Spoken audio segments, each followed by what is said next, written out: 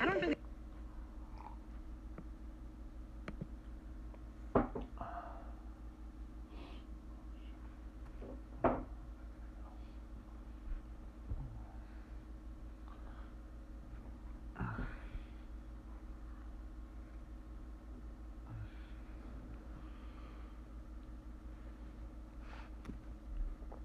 Oh, this broadcast is intended for I don't really consider it. mature viewers?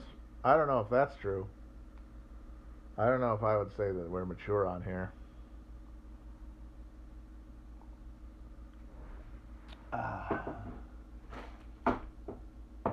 I'm indoors because it's annoyingly rainy out today. It's raining all over the place. Can't go back to the bunker, even though it's still unseasonably warm. Have not yet been able to set foot outside.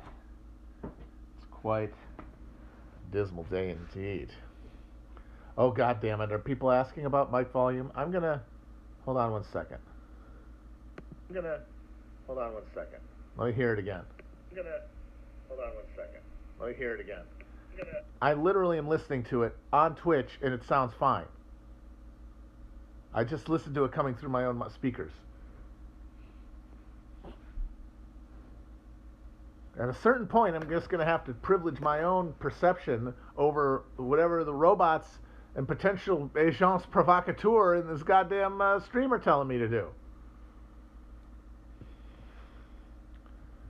I gotta say, the fact that it sounds crystal clear coming out of the fucking Twitch channel as I'm watching it makes me wonder if you people aren't fucking with me, you are in possession of very shitty fucking audio equipment. And as Robert Downey Sr. said in Boogie Nights, that is a YP. That's not an MP.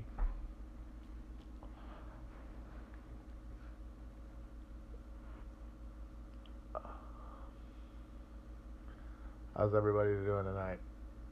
I don't really have anything. I'm kind of cashed out actually. Might not do one tomorrow if I don't get a little frisson, but that's often happened. I've come on the stream having no idea what to talk about and then end up being like, holy shit, where'd that come from? So we'll see. We're gonna take the journey together. Congratulations, by the way, to President Trump for 4 more years. The Electoral College has voted, and he has enough electoral votes when Vice President Pence presides over the certification that he will be president. Several very well-known and trustworthy websites and Twitter accounts have said this, and I have no reason to disbelieve it. So, man, if they did that, it would be the funniest thing in the world. I mean, and the funniest thing about it would be that all of the liberals right now, including myself, broadly defined, who are smugly watching this flailing, like, pathetic non-coup happen, if they just said, "Oh, yeah, we're not going to certify these votes. We're going to give it to Trump," and even though it violates the Constitution and the letter and spirit of all law, nobody stops them. None of the people who would be shocked by it would be able to do anything about it. Like, that's the truth of it.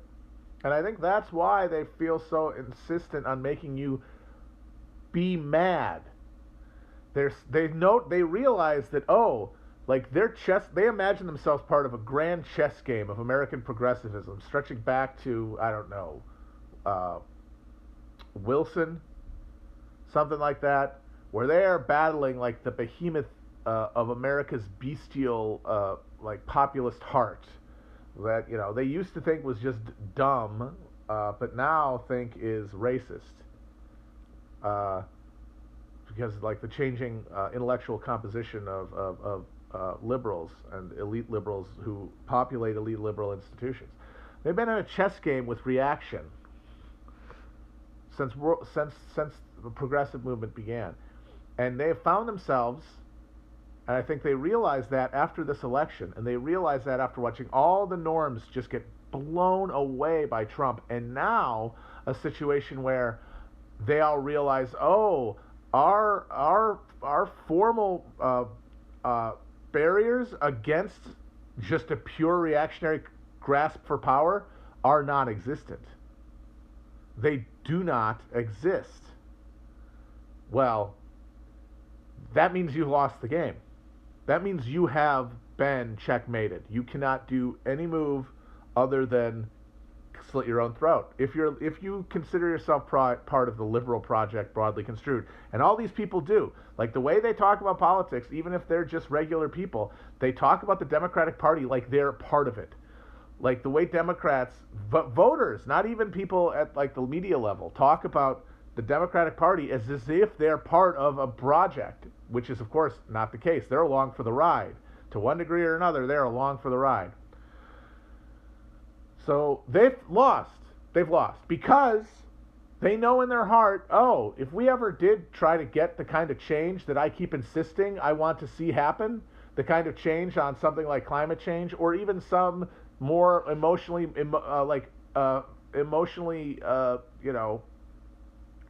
compelling issue like racism or gun control, we're not going to get there without them just taking power, because we now know they could if they wanted to. You've lost. And because you're a liberal, you have discounted anything other than politics as you understand it to be the way that we can, battle reaction, the dark heart of America's, white maleness. You have discounted activism of any meaningful kind. You've discounted the labor movement as just another interest group. That's what the new left in the '60s and the emergent like Atari Democrats agreed on, which was the consensus left position in amongst this new like post '60s collegiate liberal and left milieu. Was that the unions are just another interest group, if not an upholder of racism and patriarchy. And they've stood fast with that 40 years later, and now they have no interest in using labor as a mobilizing tool against reaction. They have no interest in doing anything other than voting for Democrats. But they know now in their hearts that voting for Democrats will never get them. So what they want now is they want to do the only thing that they think can work, and that is, because they are media creatures one way or another, and they've decided in their hearts that activism consists of yelling at people until they do what you told them to do, that all they can do is insist as loudly as possible that this is something you should care about, so that we'll just transubstantiate people into, transubstantiate regular Democrats into donors, and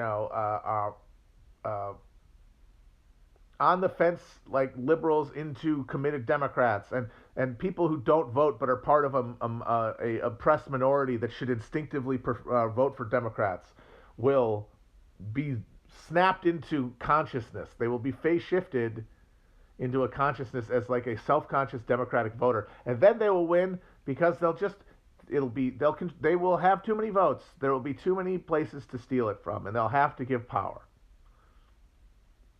And the only way that can come about is by yelling, by getting people, by presenting yourself emotionally. Now that's one part of it. There's another more important part for anybody who's at the top of this media totem pole, or rather even in the middle. If you're getting money from the political media as we understand it, your calculus is different.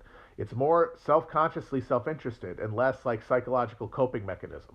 Here, at that level, you can't just say, write an article or do a tweet or do an appearance on television and say, this fake coup, the continuance of the Republicans to go along with all of these things, up to and including, the Texas lawsuit and over 100 House Republicans signing on to it. That means that they will not accept another election that they lose if it's any closer than this. Anyone can say that. That doesn't position you that doesn't make you stand out. It doesn't provide value add as a part of the media hierarchy, even if you're just trying to be a commentator from the bottom up. What uh, what provides value add is the follow up, which is, and I can't believe we're not acting like this is a big deal. That is the move where you distinguish yourself, where you take something that's banal and you say, I am different from those others because I care about it more.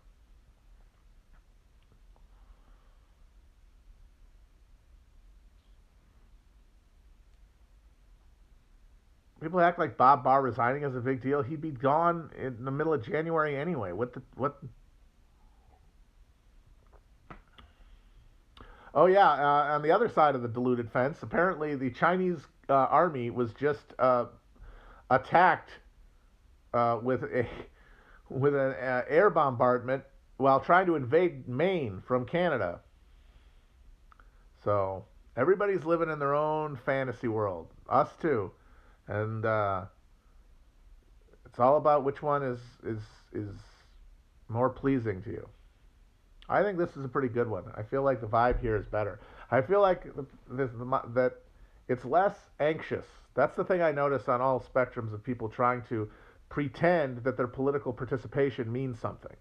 The thing that unites them is the anxiety. Anxiety about, and I felt this anxiety for a long time, especially as we got closer to like to the inflection point of the Bernie campaign in 2020. Early, good lord, still this year, was, oh God, like, am I wrong? What if I'm wrong? And that's bad. You don't want to be wrong for a bunch of reasons, but you also want to make sure that people think that there's a reason it matters if you're right or wrong. And the thing that makes it matter is supposed to be you listen to this and then you do something, or you act a certain way, or you think a thing that makes you behave a way. And if you need to sustain that, I think it takes an emotional toll, and it was one that I couldn't handle anymore. And that's why I was forced to reassess and break my relationship from this machinery.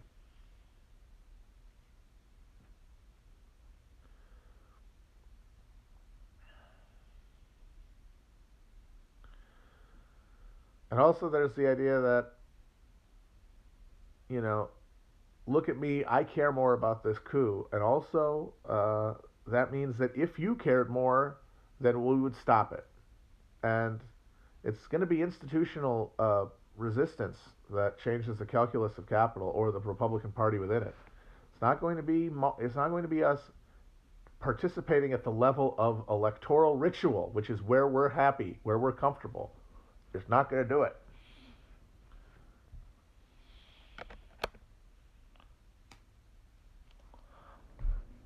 They will cancel an election if it's close enough, or if they feel like the risk of losing power is great enough, like real power. Like the Republicans willing to cut bait on Trump to the exact degree that they don't get their base voters mad at. That's the calculus. I have total interest in seeing Trump lose get out of here at this point. I have nothing to gain. We have nothing to gain as a party by him clinging to power or trying to resist a peaceful transition.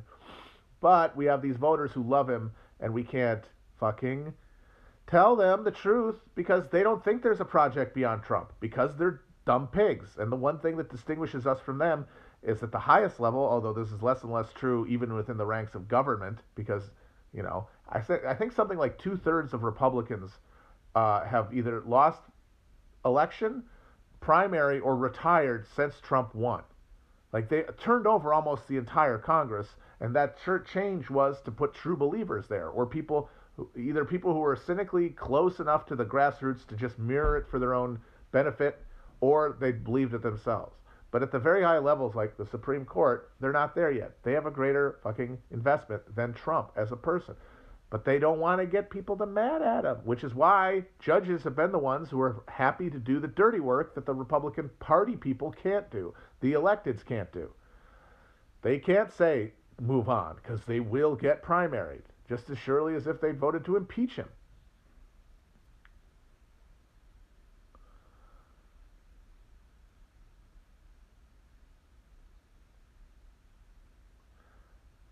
We talked a little bit on the show today about the whole thing about AOC and the healthcare vote. And I will say this. I said some more on the show, but to sum it up, the question about AOC and a vote in Congress for Medicare for all versus whether or not to tie that to a vote for Pelosi as Speaker. This is the narrative media equivalent. This conversation we're having, everyone talking about it, it is sports talk radio. It is the exact same thing as calling into Mike and the Mad Dog to jawbone about whether the Giants should draft a running back or a wide receiver. That is what its function is. It is off-season talk. It's off-season sports radio. Because we have no influence on these people whatsoever. There is no practical question. It is purely a moral question. Even if you agree with the argument that AOC needs to do this to draw a line in the sand or else she is fatally compromised, what are you going to do about it? You going to call her office? What does she care? In real terms, she is only, even hypothetically, answerable to her constituents in her district. And the greater progressive movement, they have no, first of all, there is none. And because there's none, there's no pressure they could put on her. So the question is purely a question of like her worth as an individual. And that's meaningless. It means nothing. She is a tool, and it's a question of who's going to wield her. We, the left, which doesn't exist because the left doesn't exist. How could it wield a tool? How could the left be a hand to hold a tool if there's no body and no hand?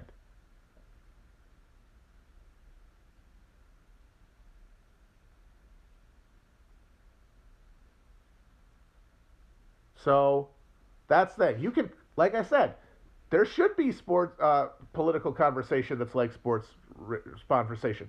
It's entertainment. It's talking about the weather with friends. It's a thing to talk about. But that's all it is. It's just a thing to talk about. And if it's a thing to talk about, I find it's not very interesting. So it solves itself. The question of like what it is, I've lost interest already. The only way you can convince yourself that it's a meaningful discussion to have is if you think it has actual meaning beyond idle speculation about what the front office is going to do about the fucking quarterback position.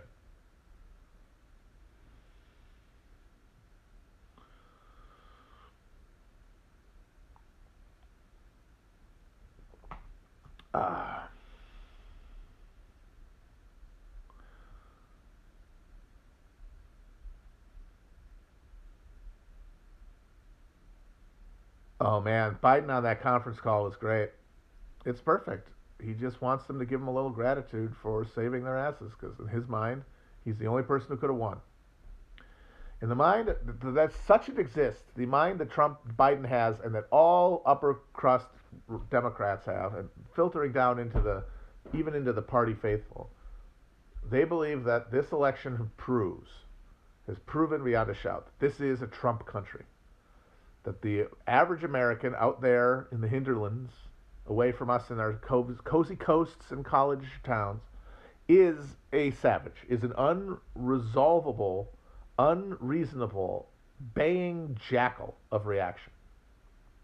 A fucking like from a World War I propaganda poster about like the Hun as a barbarian with a pickelhaube holding a Belgian virgin in his hands. And in that world, in that America, the only thing that can win is somebody who appeals to the least savage of the savages. And that was Biden and his whole Lincoln campaign approach, which hilariously was the same thing Hillary did and lost, indicating to these people they didn't do it enough. And the thing about that is, it doesn't matter if it's right or wrong. I mean, I think it's pretty obviously wrong. and I could collect sheaves of documents about voter behavior and turnout and demographics proving that that's not the case, and also like make a broader philosophical question about like the distorting and pauperizing social effect of the American electoral system and American politics, and how it turns us into like the shadow that we create in our electoral systems is the worst of ourselves, and that it's a terrible measure of like America's potential as a political body, and that we should engage it on those terms. It doesn't matter if they're right or wrong. The funding model and the organizational structure and the personnel of the Democratic Party means that they have to run the campaign they ran against Trump. When he went economic populist, even though he didn't mean it, obviously he didn't mean it, as soon as he put down the gauntlet that he was going to be economically heterodox, the Democrats were pinned. They could not go to his left economically because they cannot raise the hopes of their voters. So they had to run against Trump as an aberration, as this monstrosity that is our worst selves and that we're all better than, including Republicans. And it didn't work. But nothing changed in the intervening 4 years about the Democratic Party's funding model, organizational structure, and personnel to force it to change its calculus. So it had to run the play again. And now we have another outlet. The president, Bumblefuck, on his way to killing 500,000 people while farting on live TV 6 nights a week for 4 years, is barely defeated in even the fucking popular vote, and sees negative and you see negative coattails almost. No, negative coattails in the House and Senate. But to them, they will say this proves that the country is even more reactionary, which means that Biden is going to have to go even further to the right as a governor than he had. It's the one-way crank that gets you eventually, like the Gotterdammerung that we're all imagining of, like the Trumpist Republican Party seizing power unilaterally. And yeah, like that's an uninterrupted road to that if economic conditions deteriorate enough. It's a one-way ratchet, and so this is why the political media sphere is so often detached from real questions, is because you can so easily get caught up in refuting the model, refuting the Democrats by their logic of we're trying to win elections, we're trying to gain power, we're trying to push through progressive legislation. That's immaterial to the actual question of why they do it and if they're going to keep being able to do it. That is determined by the array of forces and powers materially that undergird the Democratic Party. And nothing about the discussion, nothing about the argument, and no correct case to be made that, like, even in public opinion changes the way people view it is going to change that basic dynamic.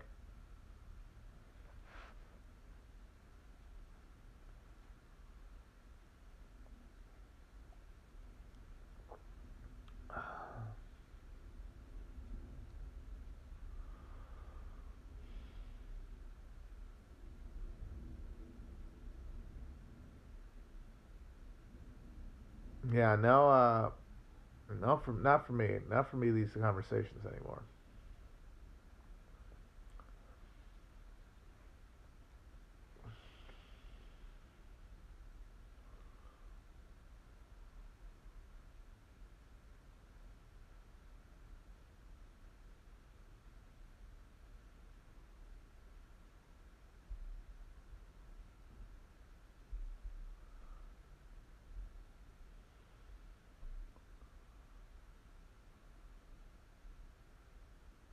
How do we push President Xi to the left? There's the real question. How do we push President Xi to the left? I mean, I know there are efforts. I know there are like communizing efforts in China. Uh, in fact, there's a pretty funny phenomenon now in China where college kids go through the university indoctrination system and learn about Marx as you do in Chinese colleges, and then come out and say, "Oh, wow, all these working class workers sure could use some representation in government," and then they get arrested. They say, "No, no, no, not like that."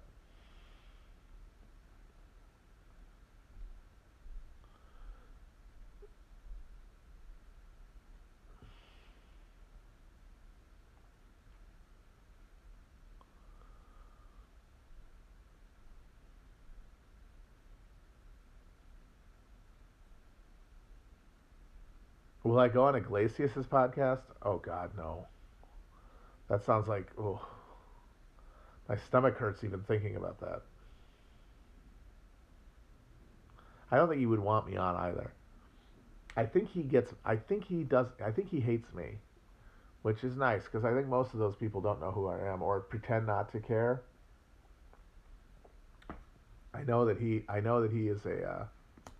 He is aware of online critics and is incredibly outraged by them. Because he's got the Obama brain, whereby he is fully confident that he has done the math on every question that matters and that he got the right answer.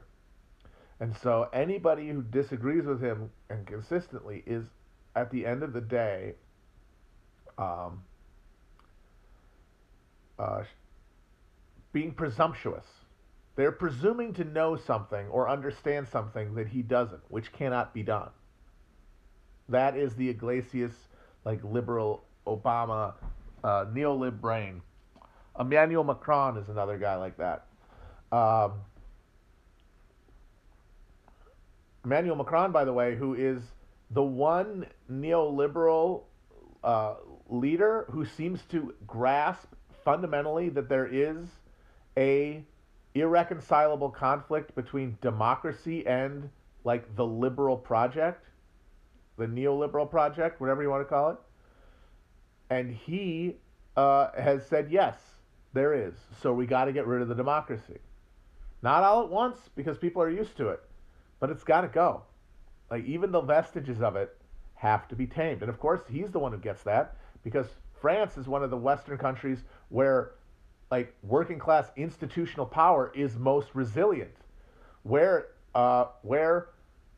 coordinated demonstrations and meaningful conflict with the state from the grassroots level is continuous and effective, where the worst of neoliberalism has been avoided. Of course, they're still on the same trajectory of us as we are, but it's from a higher point and it's going more slowly, simply because there is more resistance to it as it's implemented. Unlike the Brits and the Americans, where we are just completely whipped dogs, and we have accepted neoliberalism completely.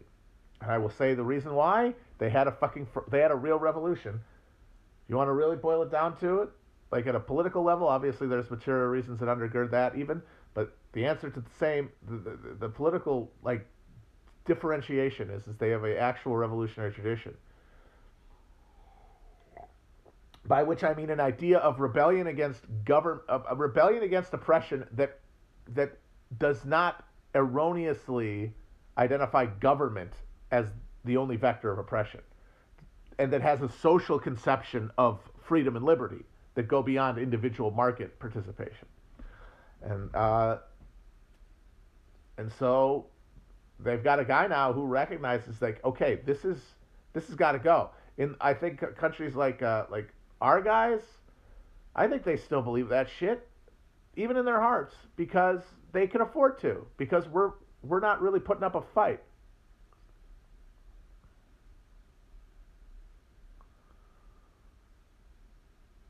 People are arguing about the merit of Paris in the commentary. Well, ooh la la, a bunch of gentlemen and ladies curtsying about. Oh, it's a Sunday in the park on Le Grand Jet over here.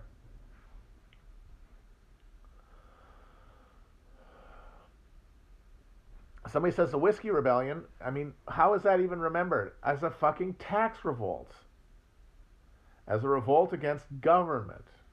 And a revolt against not exploitation, not like exploitation of labor or even like manipulation of like a market by like a monopoly uh, purchaser, but but government taxation, because we never formed up a citizenry the way that at least Paris was able to. Because before even there was like full capitalism in France, there was this proletarianism of artisanship. Because Paris was filled with artisans, but they were fucking starving. And that was not generally common in the early modern city.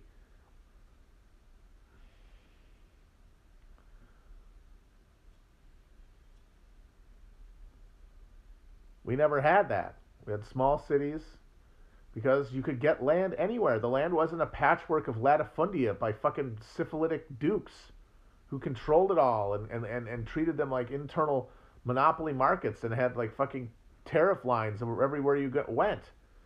There was land for the taking, and we took it. And so that understanding of there being like a social reciprocal relationship, that it was a fundamental undergirding of even any individual right, was absent. Our conception of rights and liberties were denatured, were isolated, were atomized because of free real estate.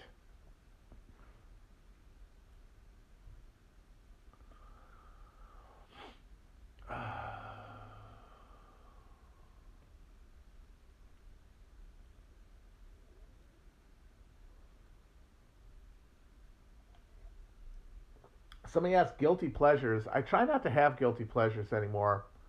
I've tried to the the concept of guilty pleasure emerged as a way to give people who otherwise were only consuming middle-brow dreck a sense that they had like higher artistic aspirations.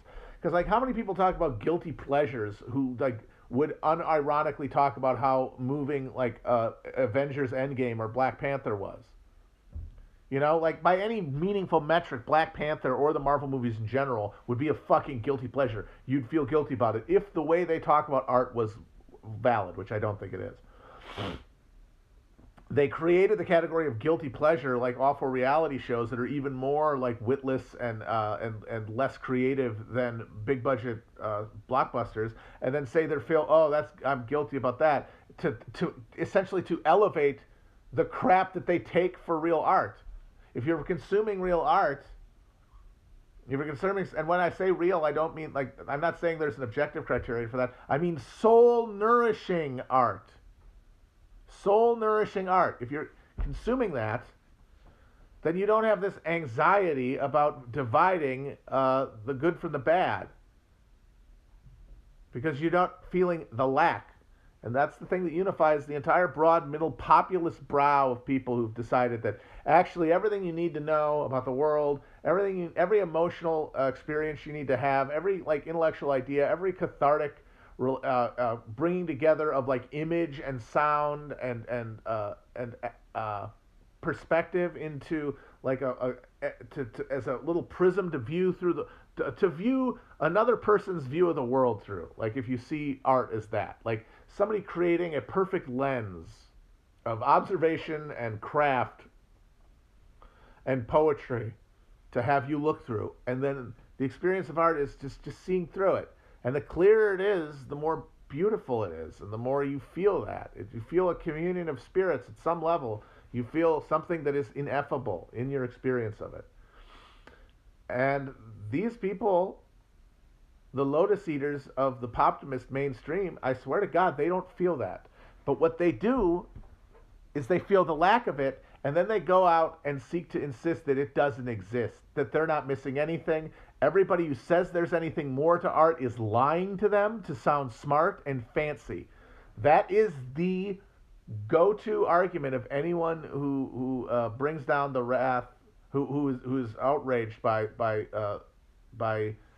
large scale monocultural entertainment being besmirched is to say you don't really like that stuff, you don't really read those books, you don't really listen to that music, you're lying, you just want to sound smart. Because why would you do that? It's not fun. Well, because it doesn't. It's because fun isn't the only fucking metric. There's other things to art. No, there isn't. Because if there was, they'd be missing something, and they can't even imagine that because they're so fully bought into the capitalist realist world, and have so conditioned their coping mechanisms to be around that sense of identity and purpose and intellectual challenge. It's essentially cultural gaming.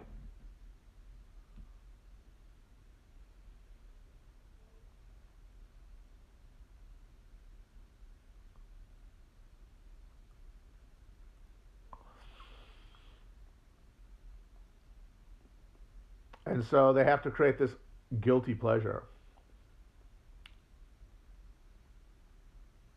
But if you want to say things that are objectively bad, that I can't like argue are good, that I still enjoy, I guess that's more it. Like objective isn't a thing, but things that I couldn't make a plausible case even to myself are good, but I still like,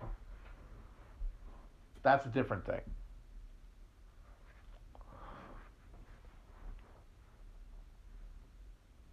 Yeah, see, I guess SNL would of course work, but yeah, I can't feel guilty for watching SNL. People are yelling about the raw meat. Yeah, it's called a cannibal sandwich. It's not even all in Wisconsin, by the way. It's only around Milwaukee. In fact, I was a little north. Like other people who grew up near where I grew up probably didn't never heard of it. But like I distinctly remember having a Christmas in Sheboygan, which is like about 30 to 45 minutes, about 30 minutes north of Milwaukee, right along the Lake Michigan. So like 30 minutes up the Lake Michigan shore from Milwaukee County is Sheboygan, and I remember having a Sheboygan Christmas where there was set on a little table next to the venison and the like the cheese curds and shit and the cocktail sauce were a bunch of little rye cocktail end pieces, uh, and then a bowl of ground chuck, raw ground chuck. That was then you'd take a butter knife and you put it on, and then you put on salt and pepper and raw onion, and they call it a cannibal sandwich. And it is a leftover. It's a remaining cultural foodway of the Germans who made up like the first large scale European settling in uh, Wisconsin. Wisconsin was founded by Yankee Congregationalists. Both Michigan, Western New York, the Western Reserve in Ohio, Michigan, and Wisconsin were originally settled as like American territories by immigrants from New England. So like the children of the Puritans, who ended up being like the social base for the Republican Party, basically, and the Whigs before that, settled it. But then the first large scale immigration to fill the cities like Milwaukee was from Germany, specifically Catholic Southern Germany. The beer drinking, Stein wielding party Germans, not the dour, militarist, austere Prussians, party Germans. And one of the great traditions in party Germany is ground pork, raw ground pork, or beef. And actually, it's apparently a buffet food in Germany to this day, and they shape it like a hedgehog, and they put they make it look like a little hedgehog, and then they put little slices of onion in the back to be like the quills. Very 70s, even before and it still exists a little bit in Wisconsin. Like I had it when I was a kid, but it wasn't something that stuck around. Like it's not like my family's been doing this recently. And the reason people are hearing about this and freaking out about it is because Wisconsin asked people, because of the danger of the raw meat, please do not eat it. And there were these people who, of course, we're all supposed to laugh at, saying, "Fuck you! I eat this every year. Take it from a gold dead hand." People are like, Are these guys? What's wrong with them?" It is an actual Wisconsin foodway. It's not something that's terribly dangerous. Uh, if the meat is fresh, and certainly if the meat comes from one cow. And this is where things get like, this is where you can see like how our folkways are so constrained in like, and our freedoms, like these guys, our freedoms are constrained by things that we don't recognize as such. Like, so these guys who are responding in the Facebook comments saying "fuck you," they're probably mad at the state for being nannies and telling them don't eat raw meat. But the thing is if you do go to Piggly Wiggly or IGA and buy a pound of ground chuck and just spread it on bread, you'll probably shit your fucking guts out. It's a bad idea. Don't do that. But the thing is, traditionally, that's not what people did. You would go to your local butcher and you would get a fresh ground meat, and then you would eat that. But the thing is, over the last 40, 50 years, all those local butchers have been driven out of business. And the only place you can get ground chuck is to go to the IGA or the Piggly Wiggly. And so fewer and fewer people eat it. Like I said, the last time I ate it, I was like 8. Because most people, even if they like it, they're not going to fucking roll the dice going to fucking grocery store. They know it's bad. They've gone to school. They know what raw food does. It's only going to be like the stubborn holdouts. At this point, I doubt more than a handful of people still eat those things. And some of them that do probably are psychos who say fuck it and go to Kroger. But the thing that constrained them is not the nanny state. The thing that constrained their ability to get to, because you shouldn't be able to, you should probably not get raw meat and then eat it like that from the grocery store. And maybe like the state should be involved in preventing that from happening. But that's not why people can't do it. They can't do it because they can't do it safely. They cannot do it safely. And so you have to decide, oh, that's a thing we used to do and we used to like, and we can't do it anymore. And maybe somehow your brain vaguely thinks, oh, I bet it was lawsuits or something. No, it was the consolidation of fucking capital.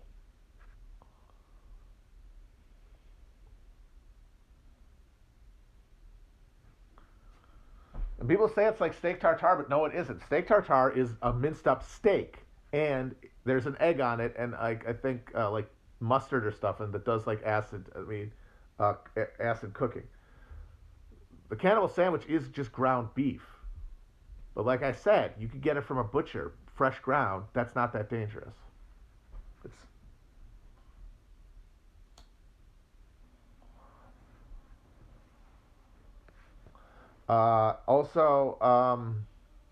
apparently Lebanon, they eat raw beef too, raw ground beef or raw lamb. And yes. Eating meat is indeed monstrous. It is a regime of terror and blood and horror. And participating in it at any level makes you a moral monster. And if we do survive as a species, I hope everyone is prepared for, like, if we do get some sort of space communist future, we will be viewed as monsters for what we have done to animals.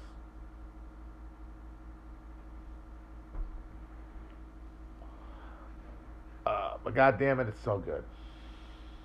It's so good, and all those questions recede in the face of a juicy steak or a nice pile of ground raw beef. I will say though that the fake meat industry is coming along.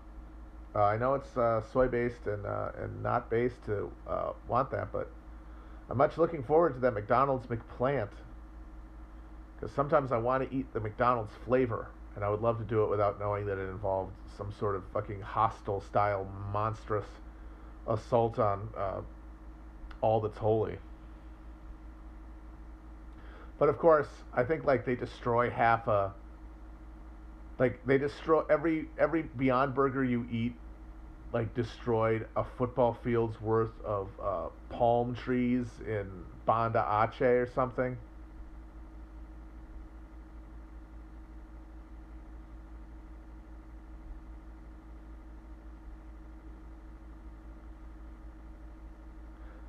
McDonald's fries do not have powdered beef fat in them. They used to, though. They used to have like some sort of tallow extract on them, and people do say that they were way better back then. And you know what? I bet they were. I bet they were. I sadly don't remember them when they still had the beef on them, though.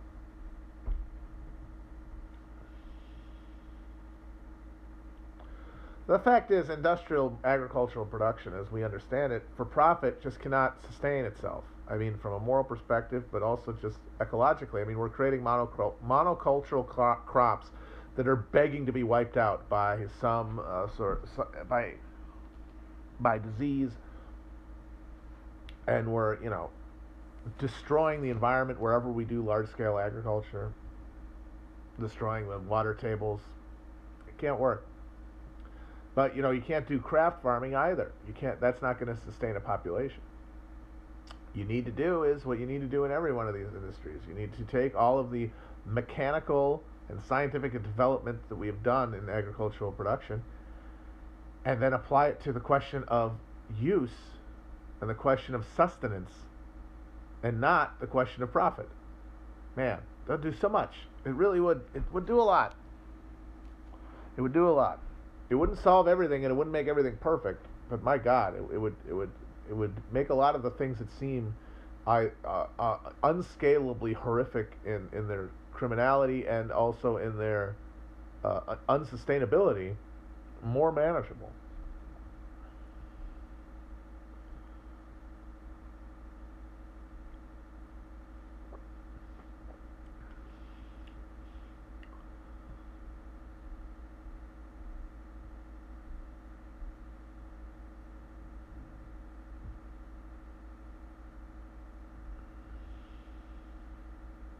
The United States wastes half the food that it produces.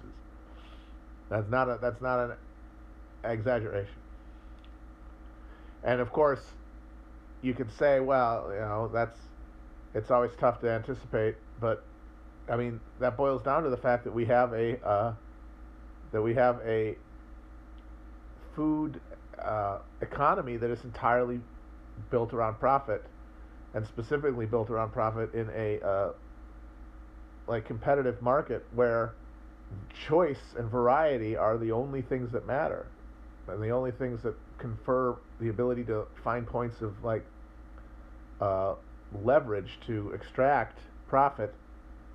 What people want, like the way that McDonald's, the McRib is back because pork prices went down. I believe because of the trade war with China. The McRib is back because the U.S. Because China banned imports of American pork as like a tit for tat thing for Trump's tariffs on Chinese goods, and it led to a big glut in pork bellies, and pork belly futures dropped. And when that happens, McDonald's buys a shit ton of pork bellies.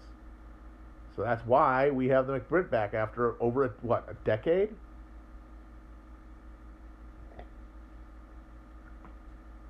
Like an economy where that can happen, you have to have a lot of food just waiting to get destroyed and not distributed, because that would reduce the market price of the rest of it.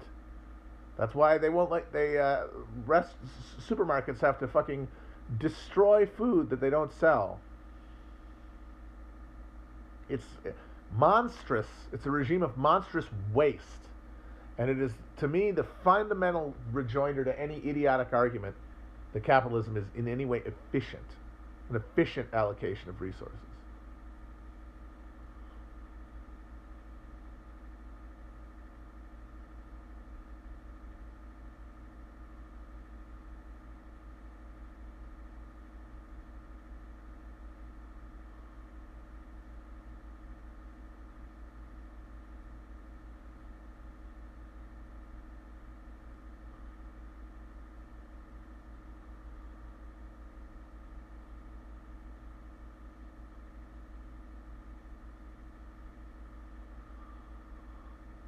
It would be funny though if we basically like de-technologized agriculture, like had more people farm, it's like to give them something to do. 'Cause I think a lot of people kind of send them down to the countryside, you know, kind of, I don't know, like some sort of rebellion in the superstructure. What do you call that? A cultural revolution? No, never mind.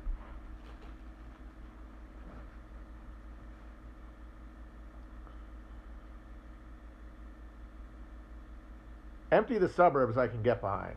I don't know what like the balance of rural and urban life should be. That's way beyond my pay grade. I've read arguments in both directions. The need for like labor intensive local agriculture and intensification of infrastructure in countryside, and then arguments for no, and encourage minimal human footprint outside of urban areas and create like density. Heard arguments for both, probably somewhere in the middle. All of it above my pay grade. Not my question, not my circus, not my monkeys. Because I sure as shit am never going to see a society where I have to answer that question. It is certainly my duty to try to get us to a point where these questions mean something, but they're not there yet.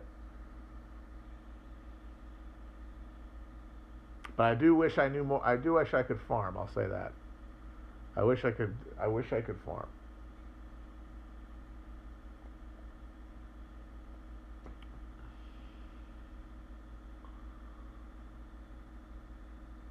Isn't the Great Reset, once again, isn't the Great Reset just capitalism? I never understand what this, especially, it's very frustrating to see on the right with the Q too.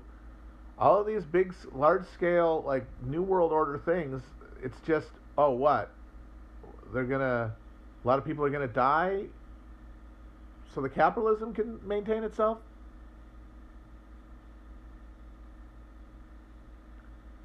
Like, they're going to keep, like every crisis of capitalism is going to just be met with more quantitative easing at the top and more like liquid money being pooled into the hands of the wealthy, and just continue like a dynamo of consumption at the very top of the world consumption order that just like sucks everything out of the world, literally like a giant straw, until the ability of the earth to like actually maintain human life starts being compromised and people start dying en masse, and the political structure eliminates points of dissent so that it can more effectively carry out a regime of border enforcement and technological surveillance. Am I saying anything that isn't just the trajectory of us? What is the thing that's supposed to be special about this? Once again, it's like we see it in front of us. We see the creature, the monster, operating in plain sight. There's no man behind the curtain. It's in front of the curtain. But it's too big to take in, so we create a mini version of it, a story time, fun time version of it, to invest with meaning because it's easier to understand.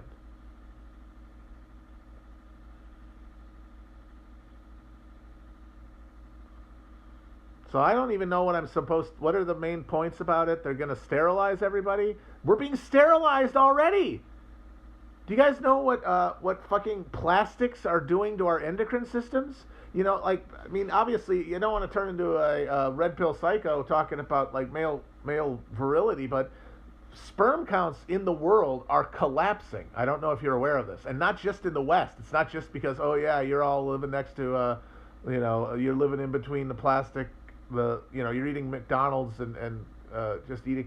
No, in the least developed parts of the world too, is because plastic is becoming it's becoming constitutive of the human fucking body, and it's disrupting your endocrine system and ability to fucking reproduce. We're literally already being children of men sterilized. What else do you need? What else? So what's special about the fucking Great Reset thing about it? What's the difference? Because whether the broad thing is real or this specific version of it, the fantasy version of it is real, the challenge is the same. And the enemies are the same, or should be. I mean, if it's about how like they're betting on what? It's like the people in power are making money off of the crisis, and that in fact the way they're responding to the crisis is designed to make them more money.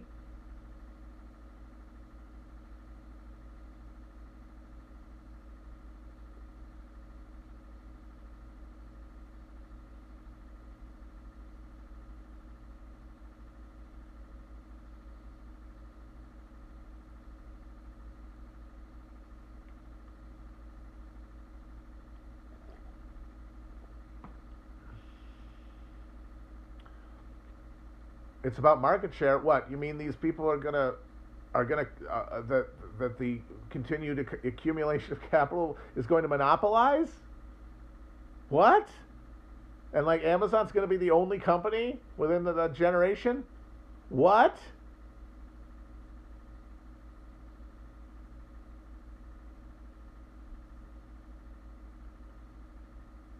I mean, they don't even have to. They don't even have to sterilize or kill the unproductive and the unnecessary people. They just have to fucking put up a border because they're mostly sorted by geography. I guess like the thing that's most risible about all this need for it to be like about to be eliminated is that I'm sorry if you're talking about the Great Reset, you're not one of the people that they want to reset. You're one of the fucking people that they still need to move numbers around on a fucking ledger and keep the flow of capital going. The people who are going to get reset are nowhere near you, and they're going to be kept that way with machinery of surveillance and violence.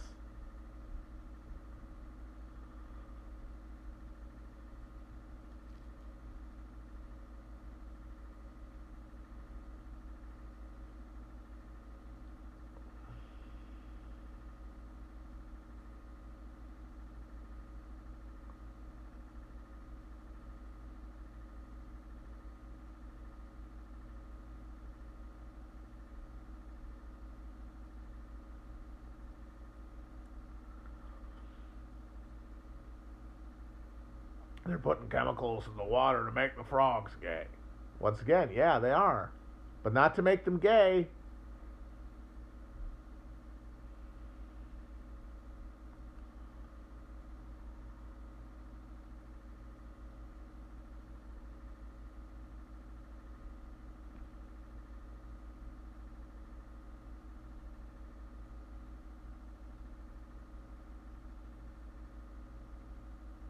No, it doesn't kill them. There's been, I mean, not gay, but like there's been like gender mutations in frogs thanks to exposure to atrazine, I believe it is.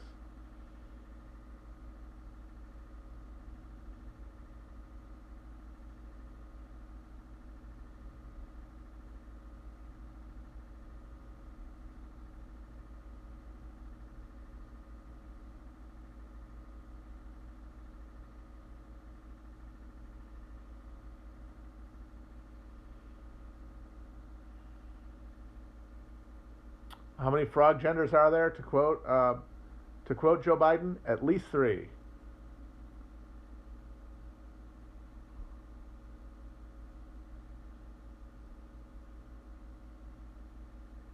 It would be funny if Trump tries to, now that Barr is resigning. I guess it'd be really funny if he tried to just appoint Sheriff Clark or something, and just have them try to do a like order the FBI to arrest Congress or something. I don't think they would do it, but it'd be funny.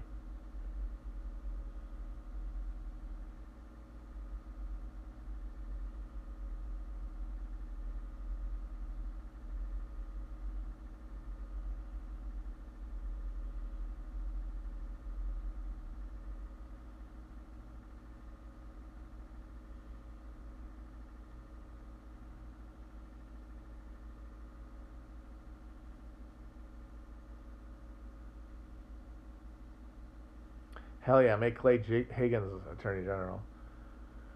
Yeah, right there, Gordy. We're gonna do it. We're gonna do that cool. We're gonna take back America. We're gonna arrest that electoral college. Gonna put it in that goon college. Yep.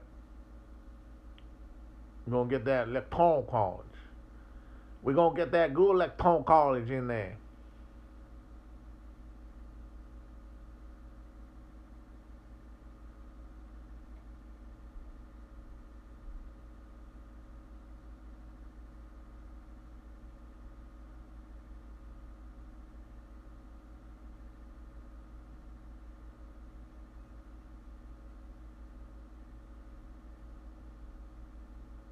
Avatar, by the way, was not a bit. People are now saying that we're doing it as a bit. No, we do think Avatar is great, and everything you say about how it's bad, it's like, yeah, that's true too.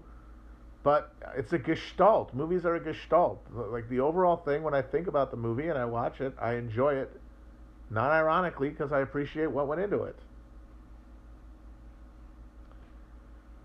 And you can like that. You can do it. You can like a movie that's cringy. You can like a movie that has like identifiably stock or uninspiring or cliche elements. You can like that. You're not being tricked into liking something necessarily. And I understand why people's backs are up, because so much of like blockbuster cynicism is about tricking you with that shit. But sometimes you got to accept some of it. At a large enough scale of spectacle, you got to accept a certain skeleton, a certain degree of stock elements, because it wouldn't be sustainable at that size without that many viewers, without that broad of an audience expectation. Yeah, it's not a guilty pleasure. Uh, oh man, Dune is gonna bite, especially on TV now. I wasn't too excited about it either way. I really don't like that Villeneuve look at this point of the future. It's like, okay, it's yeah, everything's all like dull and colorless. It seems like it's very Nolan-esque in its blinkered understanding of like the possibilities, the aesthetic possibilities of life.